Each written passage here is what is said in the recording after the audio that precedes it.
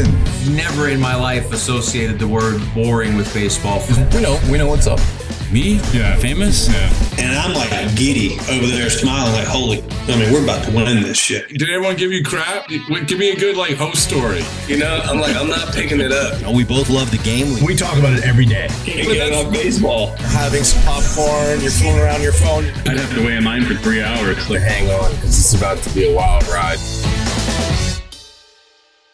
All right, I woke up this morning and I said, I need to talk to a world champ. I need to talk to a two-time world champ. Two-time. How's that feel, Ryan Brasier? Pretty good, man. Pretty damn good. It does feel pretty damn good. It does. How did this one hit compared to the last one? Man, it's just a different.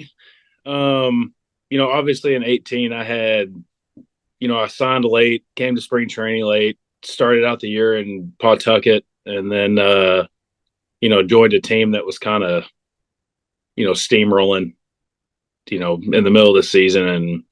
And it just different energy in 18. Everybody was kind of pretty much healthy. All of our guys were, on their A game. And fast forward to this year, we had a bunch of guys hurt. Had some young guys hurt. A lot of guys hurt. Big guys hurt. Yeah. But yeah, it was a little more grindy this year. Bullpen had to cover a lot of innings, but it worked out, I guess. I mean, you became a starting pitcher sometimes. I don't think you started a game in 2018. I'm not positive. I definitely didn't start a game in it. No. But it is amazing. And again, congratulations. You said you're wearing your hat. What was it? Yeah. Where do you get? So do you buy that or is that? No, we got a few of them after we won, and then brought a few home. All right, that's what you get. You get just like the Dodgers aren't all different than baseballs and boring. We pay in T-shirts, they pay in hats. Right. So I tried to find my shirt, but I couldn't even find my bag. So. Oh, really? Mm-hmm. You know that. Speaking of which, this is breaking news. Rich Hill lost his luggage in Japan. Did he really? Yeah. What did he go? I shouldn't laugh. I was texting him because he's Premier 12, went to Tokyo. Yeah. And I text. He's like, "Can I get back to you? I lost his luggage, his wife's luggage, his son's luggage." Oh no. And then I loop back the next day. Any luck? Nope. So I should laugh. So that's terrible. Yeah, it is terrible. Majorly, this should not happen. So anyway, I don't know. You'll find your baseballs and boring T-shirt soon enough. By the way, we are passing thing through legal right now about Curse of Fat Joe T-shirts. I like that. I'm guessing that was the other Joe's idea.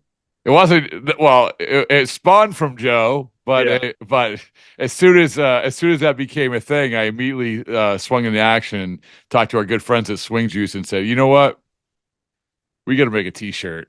That's pretty. T-shirt. Good. Were you out in the bullpen when that happened?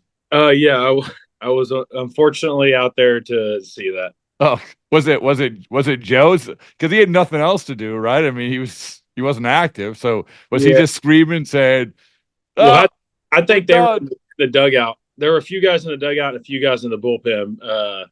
I was in the bullpen, and I think I stopped watching after about 13 seconds. All right. Yeah, it wasn't very good. Oh, you're talking about the performance. The performance, yeah. No, but he's talking about what Joe was talking about was in the heading into the fifth inning of the final game, they played him up, they showed him up on the screen. Oh yeah, I was already in the dugout for that. All right. Yeah. And then it went to hell for them. So good idea for a T-shirt. Yeah. By the way, as we are talking, he just texted me. I mean, his ears must be burning. So this is another breaking news. Part of the agreement, I don't know if I had told you this, that he had agreed that if the Dodgers won, you know what we were going to do? Did I tell you this? What? Didn't y'all say tattoos? Tattoos. Yeah. By Mr. Cartoon? Do you have one? No. Oh, No. I told him, I said, this is for him, it's easy. For me, my poor 91-year-old dad is like, you can't do that. yeah. You can't do that. Like, Right. it's okay. It's okay. It's okay. So anyway, that's what we agreed to, as long as it was by, one of the most famous tattoo artists there are, Mr. Yep. Cartoon. So I've been working with them, and like you said, I just got a text. We have a date. Do you have an idea of what you're getting? Yeah, baseball's and boring. Oh, let's go. Yeah. No, that was the agreement. I don't know what that looks like. Right. Um, You gonna leave it up to Joe for the creative? I kind of leave it up. I honestly I'm gonna leave it up to the guy who is known for like who is like one of the most world famous tattoo artists of the round. Normally, I would say just give us the baseballs and boring thing, right. but I kind of feel like he should have he the will. ultimate say. Were you're gonna get it? That's another good question. So again, zero you don't have any tattoos, do you? No. Yeah. Zero tattoos other than my leg sleeve. No. But my wife said you got to get it because she's my chief marketing officer. She'd be personally offended that you're not wearing a baseballs and boring t-shirt. You gonna get it on your forehead where everybody can see? She said you got to make it where somewhere it's visible. Oh man. So, that wasn't really the plan. Right. I mean, I get on my neck a neck tattoo.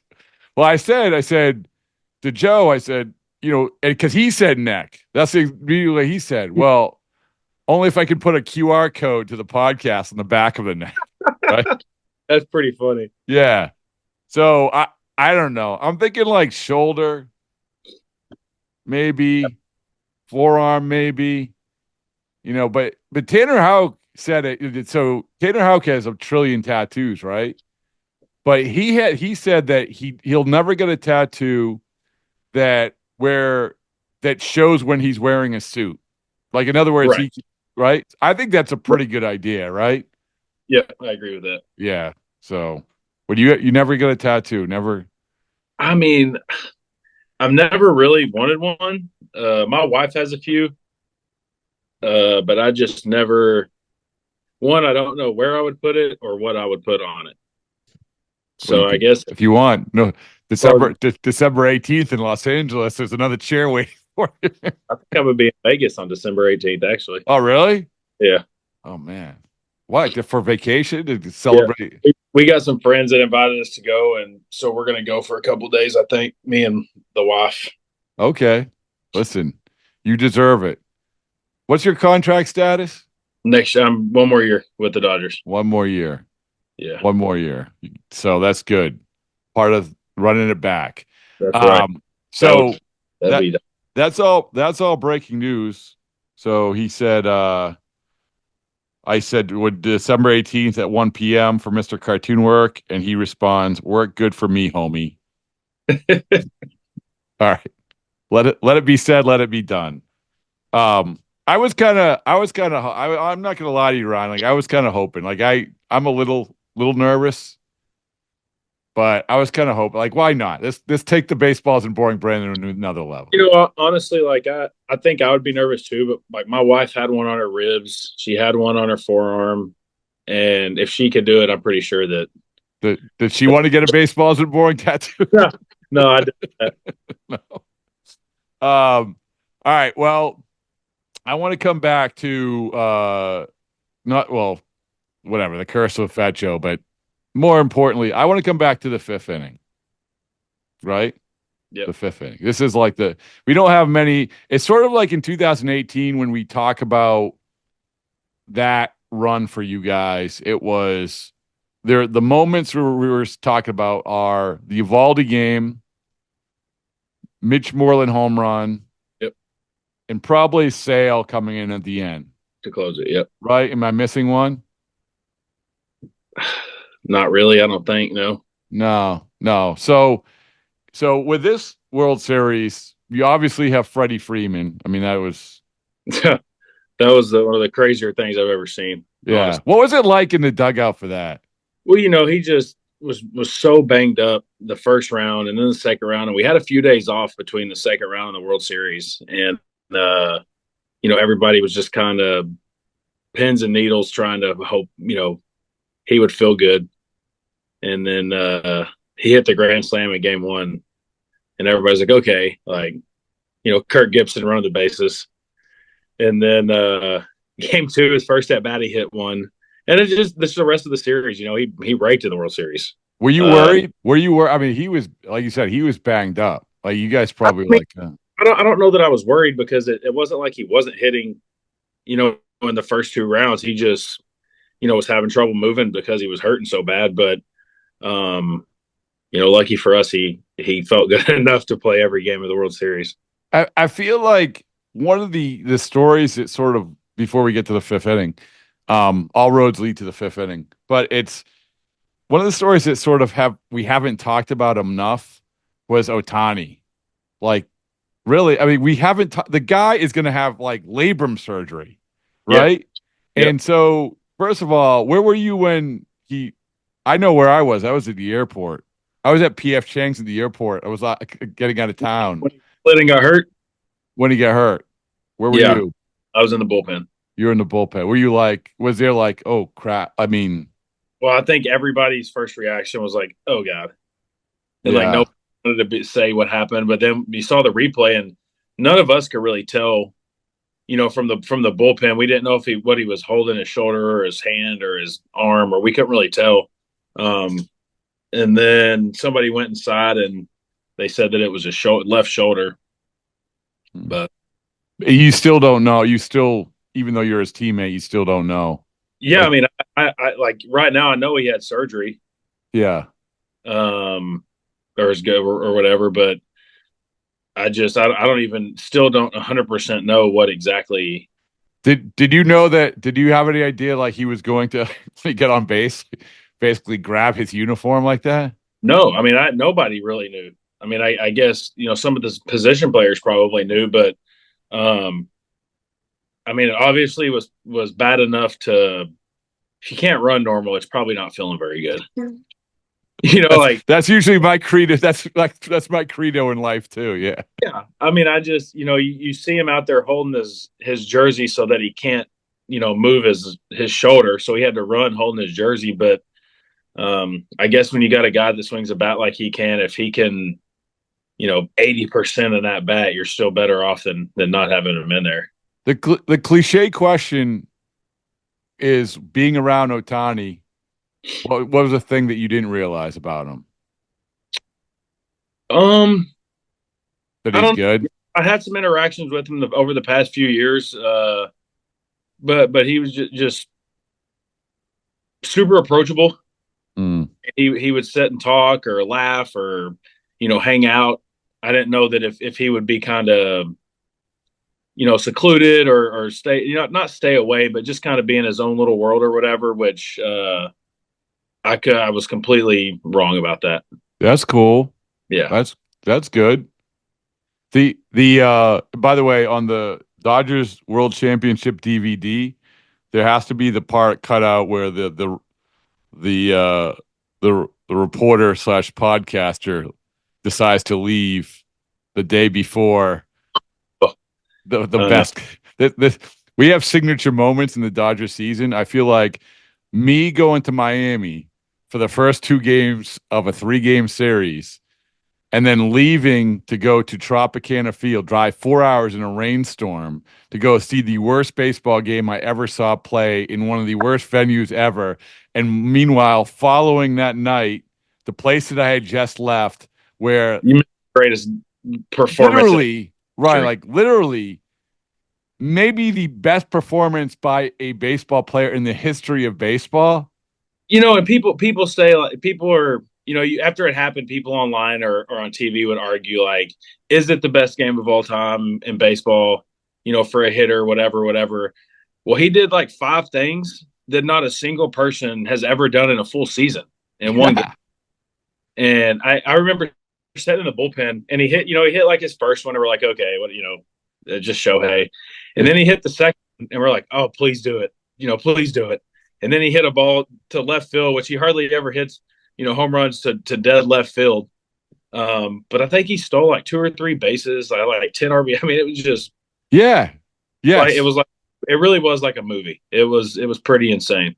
Thanks for rubbing it in once again. It was like, I tell you what wasn't like a movie. The Tropicana, the 2-hour and 5-minute game at Tropicana Field was like so. At Tropicana Field, how sick is it going to be to play Major League Baseball games in Sacramento and the Yankees spring training facility? Listen, you can play in Sacramento, right? Fine. You've been around long enough. You've heard every game you play in Tropicana Field at about 7 o'clock. You hear the thunder and the rain almost every day. Yep. How it's I don't know how they're going to do it. I don't understand how, especially and more of the A's, like you have I'm not going to say perfectly good stadium, but you have a stadium. And I know nobody shows up, but I'd rather play in a stadium with nobody than Sacramento, where the clubhouse is. You have to walk from the first base dugout through the left field fence to get to the visiting clubhouse. Do you? I've never been there. Now, unless they, renovate it all and do some new stuff, but I think that is just complete BS. Yeah. Well, again, yeah, I agree. It's the Oakland thing sucks. And the Rays, I don't know. They really couldn't help it, I guess. Their stadium got blown down, but I mean, it's going to be miserable playing there. Hopefully, I don't know if we go there this year. I will say this: Tropicana Field, RIP. the best visitors clubhouse in baseball, maybe. Yeah, I don't mind going to there, Tropicana. No. When they have fans, it's not bad. I don't mind playing. I mean, in fairness, they'd almost never have fans. They used to. Like I've been to some playoff games where it was really. I mean, same thing, right? But it was. No, I mean when you are rolling out one member of Three Dog Night after the game just to keep people there. Yeah. Not trending well. No. I really thought they might go to Montreal after they talked about it a couple years ago. Yeah. But well, I mean, again, the stadium, it looks like that thing's falling apart, the new stadium thing, and there's still a chance. I don't know. But speaking of Oakland, I want to congratulate you on winning Manager of the Year. Stephen Vogt. Stephen Vogt. Oh, that's funny. Such an underrated, like you told me that early on, one of our first conversations, I think, because you played with him, right? You played with Stephen Vogt, right? Yeah, we were together in 16 with the A's. Yeah, and people like legit confused you for Stephen Vogt. Yeah, would tell me like every single day, has anybody told you look just like Stephen Vogt? And I'm like, God, every day. Have you interacted? Was that did you guys broach that subject together? Yeah, we had like a brother. What's up, brother? Just just for fun. But no, people say it damn near every year. I guess somebody be like, man, you look just like Stephen Vogt. I mean, it's a built-in Halloween costume. You could have gone as fun with he looks like me because I'm pretty sure I'm older than him. But it's the ultimate compliment. For sure. Yeah. And Manager of the Year, same year. The what? I said World Series and Manager of the Year. Right. I mean, if he didn't win Manager of the Year, he would be going around saying, "Hey, I play for the Dodgers." Or was a key element in winning. But now you can go around and say, "Hey, I don't know if you know this. I managed my ass off as the Guardians. Nothing else. Go do a Halloween costume. It's already come and gone, but they could do a better guy. But he's just you knew it though. You were around him. You knew that it was gonna work. Yeah, I mean, he's such a baseball dude. And I talked to him a little bit last year when he was in Seattle, and he wasn't. I don't want to say he wasn't sure, but he didn't know what. I don't know that he knew he was going to get a manager job that quick. but I guess they made the right decision, you know. It is and also the sneaky, not the sneaky part about it, but the part we shouldn't ignore is that he took over for like a legit Hall of Famer, a legit legend. It's like that's not all. It's obviously not easy, and you have the way of doing things. I mean, this is going way back. If you want to talk about taking over for Francona, well, they chose 180 degrees and Bobby Valentine, disaster, right? Yep. So Yep. to find the right fit of the guy who is going to be accepted, like. That's not easy to do. Well, he's such a, like, he can talk to anybody. You know, he knows the game so good, and it was not a surprise that he stepped in and did what they did. You know who managed his ass off? Dave Roberts. And it's funny. You hear people say like, "Oh, he really doesn't have to do that much." You know, we've have all these players and all this shit, but like, we didn't have a healthy squad after like the third week of the season. People battling injuries and guys being out, months at a time or the whole second half, or, having, like Glasnow and Kershaw not being able to pitch this, the last 2 months of the season. Like, I was a little surprised that his name wasn't thrown around more. I just looked at the voting. I mean, he barely got a vote. Like he got a couple of third place votes. It was, and I mean, it's that aside, you talk about the 2018, Cora get on an absolute heater in 2018, right? Like every move he made was working. Every move. Brock Holt, you hit for the cycle, you're bench. Kinsler. Yeah. Eduardo Nunez, you're going to play instead of Devers or whatever. Like every move, like he's just on an absolute heater. I kind of felt the same way with Roberts through watching that postseason. I think, and there's a lot of bobbing and weaving had to be done with the bullpen games and everything else, right? We had the only bullpen game that kind of got away from us was that one with the Mets. But other than that, it was like a well-oiled machine. I mean, they seemed to put the right guys in the game at the right time, and matchups and everything. But yeah, it was a lot of moving parts, and I don't know that he could have done it much better. You know what? A subtle move which I loved. We were right in back of where I was sitting in the press box, was right in back of your guys' dugout. So when he gets up to walk out to Trinan in what was that, the 8th? Yep.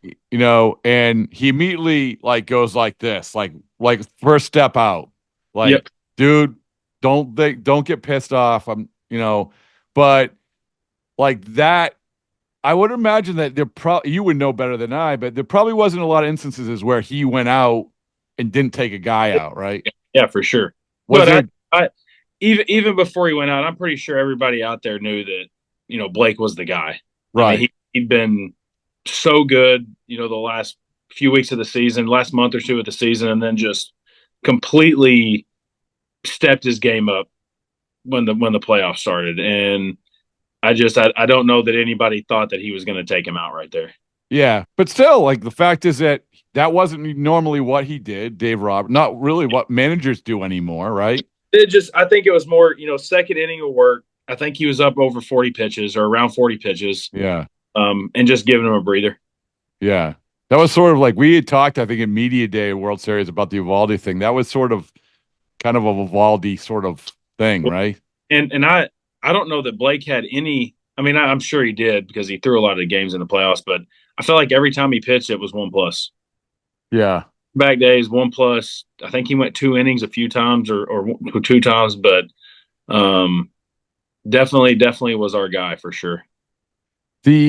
So when you're going through that game, I'm going through it, and I wasn't alone. We're sitting up in the press box, and we're looking at the game before. How many guys had pitched 40+ pitches? Like obviously Honeywell, I think Hudson maybe had. Yeah, Huddy was up around like 30, 35. Right. I mean, it's like you would pitch like, and you're thinking, and then Gratterall only goes. I think he only goes like 2/3 of an inning, and so you're like, we're literally thinking, how are you guys going to get through this game? It became that. How are you going to get through this game without totally screwing yourself if you do lose the game because you got to play again. Well, that's the thing. If Walker, if something happened and Walker didn't get those 3 outs right there, we would have had to have a bullpen game the next day.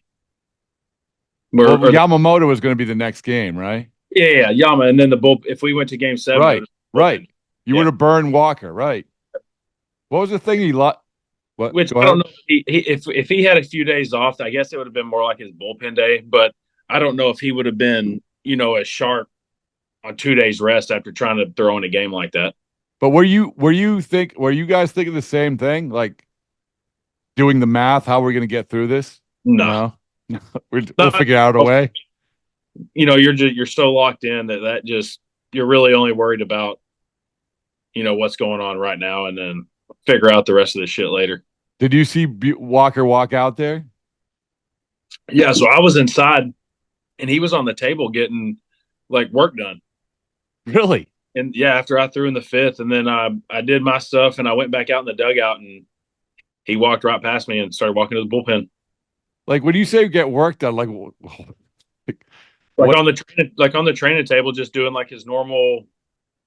A lot of starters will do their stuff during games just so they're not on the table, like pregame when other guys are trying to get in there. So he was in there just doing his normal starter routine for the 2 days before. But you didn't think you in your mind you didn't think, oh, he's getting ready to pitch, did you? I mean, he didn't look like he was getting ready to pitch, but I think he knew that if it got out of hand, like if we needed him, just like he did in the I don't remember if it was, I think the Mets series. Yeah. Yeah, I mean he was ready to do whatever he needed. And then he just walks right by you. So see, I'm going to the bullpen. I mean, he didn't say that to you, but yeah. Pretty much. He lied to he lied. He said some fib to Pryor or something. What was that? I saw him talking about that. I'm not 100% sure. I guess Pryor asked him if he had thrown that afternoon.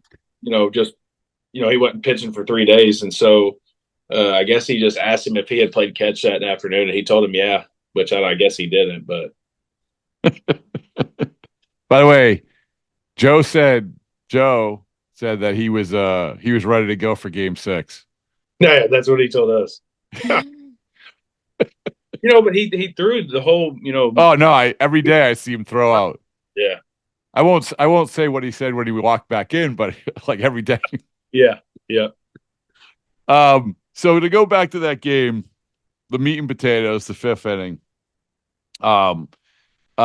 So speaking of Joe, one of the things that Joe delightfully got a lot of attention for was in the fashion that he is known. He was very open and honest about how, okay, I'm paraphrasing, but we knew this was going to happen because we knew this is how the Yankees were equipped. And we were equipped this way, and we knew it was going to happen. They're going to play Yankees baseball, whatever. Was that sort of, as that 5th inning is going along, is that the feeling that you guys had? I mean, I don't want to sit here and say no, but they lost 2 games to the Indian or the Guardians, excuse me, where their defense kind of had some blunders and they gave up runs, ended up losing the game, and I just. I know that all of our guys, we're talking about if you hit the ball on the ground, run it out or, whatever the case is, extra bases, just, be mindful that, they don't take care of the ball necessarily well. But I don't know that anybody saw something like that happening. But I always find that fascinating about the scouting reports and the behind the scenes and the preparation and all that stuff. But that's a perfect example of it. Like going into that series, there wasn't anybody in the media who said, you know what's going to happen? The Yankees, they don't take care of the ball. The Dodgers are going to win this series by taking the extra base, by running harder down to first. But you guys are talking about it because you're like behind the scenes and you're digging deeper than certainly the media is, I think. Yeah, I mean, and that's what I said. Like I think it was talked about. Obviously, I'm not in hitters meetings, but I think it was talked about that, you put pressure on them. There's no telling what's going to happen, and like that ball that Kike was at second. I forgot who hit it. Where he or the one before that where Judge dropped it. He barely gets to second base, and then the next hitter hits a ground ball kind of in the hole where Volpe only had a chance to go to third. Really, I don't think he could have got the guy at first. And Kike's running hard and bearing down, and he makes kind of a off throw, and then we have the bases loaded, and then Freddie comes up and then gets a knock, and it just kind of snowballed. How about from the pitcher's point of view? Was there something that you guys felt like, okay, we can do this or do that? What do you mean? I don't know, a scouting report like this. Hey, we're gonna bob and weave our way around Judge. I mean, well, Judge actually wasn't hitting that well, but Soto, I don't know. Top of their lineup, Glaber was on fire pretty much the whole series, their whole playoffs. Then obviously Soto, but still Judge, it's not like guys were going out there saying, "Oh, he's all I have to do is throw strikes," because he's still Aaron Judge and he hit 58 home runs or whatever it was. But once we got through the top of their lineup, like you said, kind of bobbing and weaving, just trying to not let guys get on base to get a lot of damage done because you've seen it a million times in New York. Yeah. A couple guys on and they pop a cheap home run and it's like the floodgates open. But really just trying to keep it as minimal as we could. I remember, speaking of like the floodgates opening or playing at Yankee Stadium, I do remember in 2018 when you played at Yankee Stadium that last game. What was it, game five? Game five. Right. And never feeling like a crowd was more on top of the players than that. Now, I don't know, maybe different time, but whatever. But that's how it felt when they were coming back in that ninth inning, and we know that Eduardo, Nunez makes the throw to Steve Pearce, ends the game. But if that doesn't happen, I mean, it could go sideways in a hurry. Sure. You pitched in that game, and again, like I remember this feeling. I've never felt like the player. If a player was ever going to be nervous, it would have been there, right? Yeah, for sure. I don't know if it felt the same way, or not. Not really. Honestly, I don't remember like the last two innings of that last game. It was crazy that we made the comeback, and then Blake doing what he did. Even he had runners on base and got out of it both times, and then to see Walker come in and just completely dominate after he'd been struggling at the end of middle to end of the year, and then he gets to the playoffs and it's like a light switched in his head. Yeah. I saw like they're doing the podcast at Mookie's house, doing the combo party / podcast. Were you there? Did you go to that thing? I wasn't there. You didn't go. But yeah, he was saying there like there. I think Mookie said, "Yeah, we were worried about you." Walker. I mean, early, yeah, but I'm talking about in the regular season. Yeah. He, to Walker's credit, like he worked his fucking ass off. I mean, he worked every day trying to figure it out and get to where he needed to get for October because, where we were at, he knew he was going to have to be one of our guys. And, lucky for us, he came out and did what he was supposed to do. I tell you what, I felt like even if you guys lost that game, as long as you didn't burn through Walker, Yamamoto and Buehler, I felt like we're pitching maybe their best that they've had pitched. I mean, throughout the season, you saw Yamamoto flashes. Even when he faced the Yankees, I think it was in June or July, like 8 innings, no runs, just dominated them. But at his few starts in the playoffs, you could tell that he was starting to catch a heater for sure. Yeah, I mean, and Walker too. And even when Walker, that game he started in San Diego, where he gave up a home run to like a 3-run home run to Tatis, but he gave up 5 runs in the third, I believe. But it was like infield single, broken bat bloop, got beat out of the ball at second base, and then Tatis hit the home run. And it wasn't like he was out there getting shelled either. I mean, he ended up going 5 innings after giving up 5 runs in 1 inning, which saved us. I mean, it saved the bullpen. It saved, for the next game when we were going home. So before I ask you about the parade, was there any other good, like behind the scenes? And you don't have to like tell tales out of school, but like I don't know, like you guys had the mask, the Mr. Cartoon mask, by the way. Yeah. I mean, any other good stories? I think only the bullpen had the masks. Oh, yeah. Yeah, I think it was just the bullpen that had the masks. I mean, not really. I mean, I think everybody kind of knows. I'm trying to think that I don't know that there was much that didn't get out. No, but this it's a good thing that you talk about the bullpen. I do feel like, again, I was around very little. Actually, I should have been around a lot more, at least one day more in September. but I think that what you guys represented to me was the importance of a bullpen's construction, of having guys who are confident in their existence. And I'm not going to say like old, but guys in their 30s, right? Yeah. Who aren't going to be afraid of the big moments, who aren't going to be chasing perception or anything. I just feel like, because Brian, how bullpens are built now, and it works sometimes where you're basically getting a ton of guys. You cycle through a bunch of guys hoping that a couple stick. Yeah. And we going back to talk about like Doc and the manager of the year stuff. Like, I think our bullpen was like top few in baseball in innings pitched, and also top few in baseball in ERA. And you don't see that very often. Usually teams that have a million innings out of the bullpen generally don't have very good years.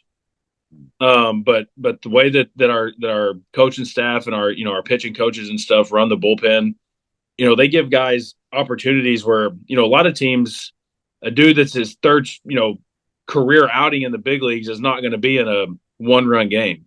Mm. They don't do that here. Or, with the Dodgers, if a couple guys are, down and they need somebody to throw the 8th inning in a 1-run game, it don't matter if it's your first day or your 10th year, like, there's a chance you're going to pitch. Mm.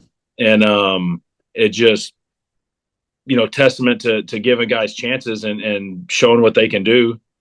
And we had a lot of injuries too in the bullpen off and on, like Joe, myself, Brewstar, Blake, a bunch of guys were kind of back and forth, and it was just like a well-oiled machine. Why do you think that in baseball, this is a pertinent topic now, do you think in baseball the idea of playing for the Dodgers is at a different level? Not only because you won the World Series, I'm not talking about, and not only because you guys spend a lot of money, but the idea of playing for the Dodgers is like, I want to do that. I think that Paul Sewald actually went on somewhere and said, I would really like to play. Maybe not, but I apologize to Paul if he didn't. Do you think that is a perception that has grown, really taken off for the last couple of years? Yeah. I mean, they've been, I don't know if it would be the most, but I don't know that there's been a better team over the last 10 years. But even beyond be a better team, about doing shit like you just talked about. No, but that's what I'm saying. I think that people see the way that that they've been winning for, like the last 10 years, 10 years, to the way that they win.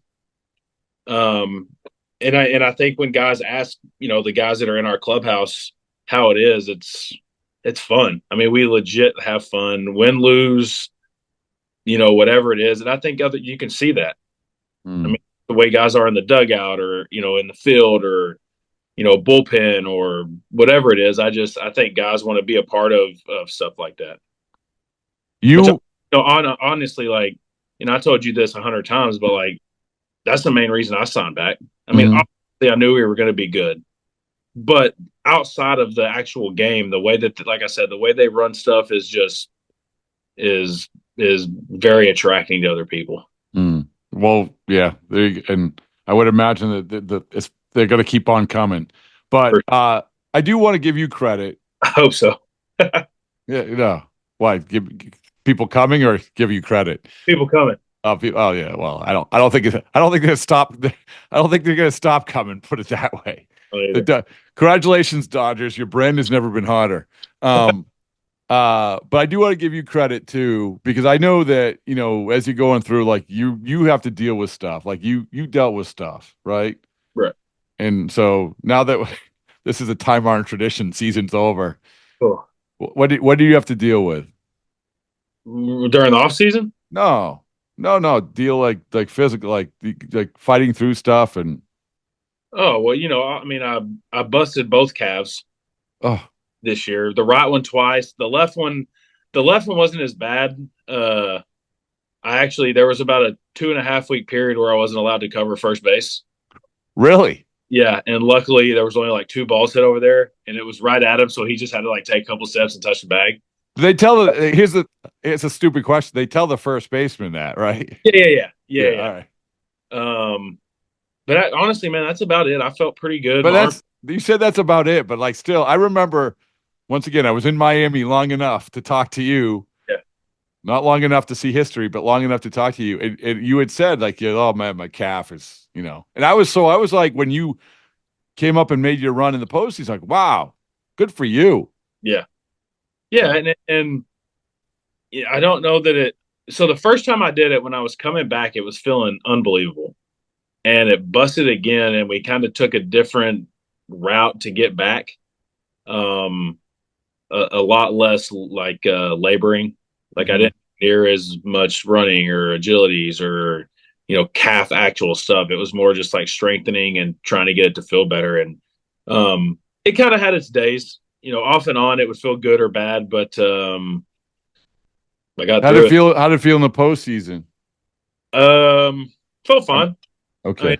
It never bothered me. I covered first base, a couple times. But at least someone did. Anyway. Hey.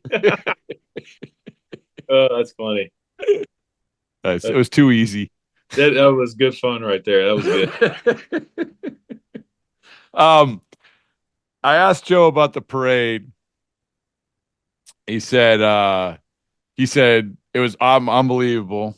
You had gone through the 18 parade. He had gone through the 18 parade. It's unbelievable. Biggest difference, less beer cans thrown. Although one hit Daniel Hudson's wife in the head, right? Right in the head, man. Cut her open in the forehead. Wow. He had to get stitches, I'm pretty sure. Were you on that? Were you near it? I was about 4 people from her. Oh.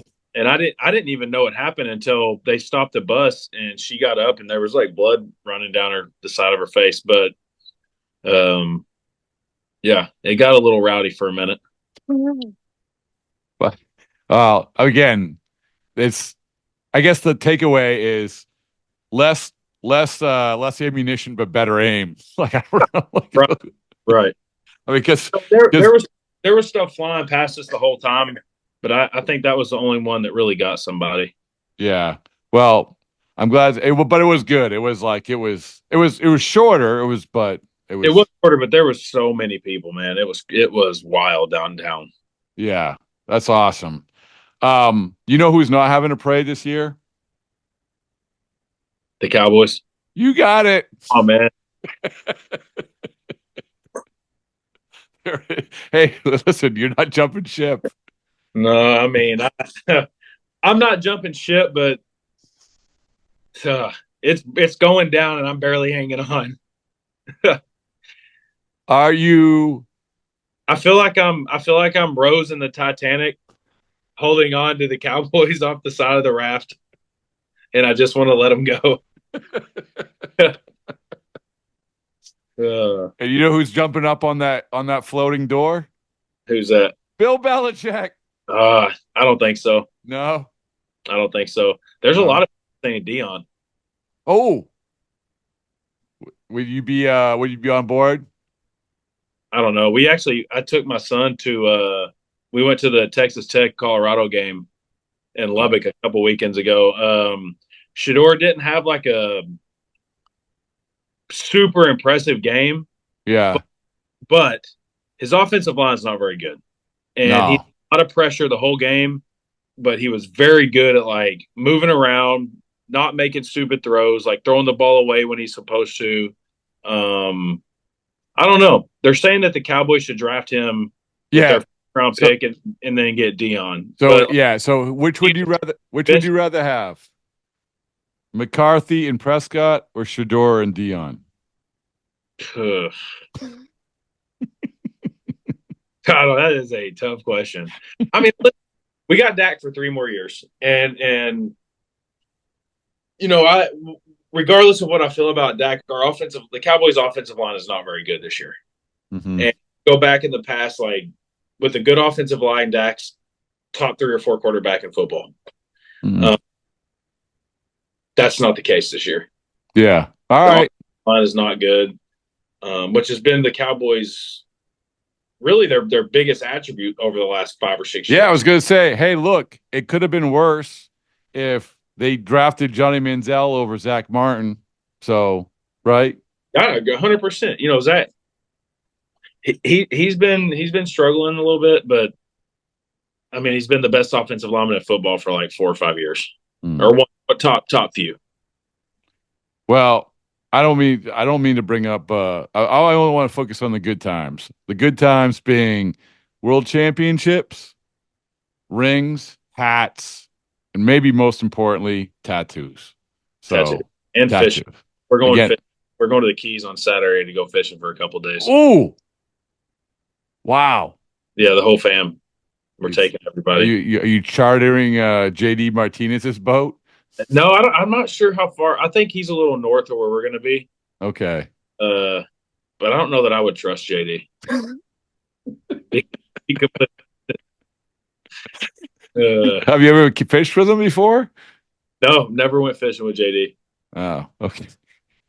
He told me. He told me during the playoffs. He said he was basically on his boat fishing in March. It's like, this is too good. I'm just retiring. He told this was last year because he obviously signed late. Yeah. And he told Boris, he's like, you got a week, otherwise I'm staying on this fishing boat. Yeah. Sure, he got it done in a week. So yeah, I don't know, but listen, keep up. You got next year. Go dominate. Number 3. Oh yeah, third ring. That might be Tom. Well, whatever it is, it's like you've had a good run, and I appreciate you. Thank you. Well, thank you for having me.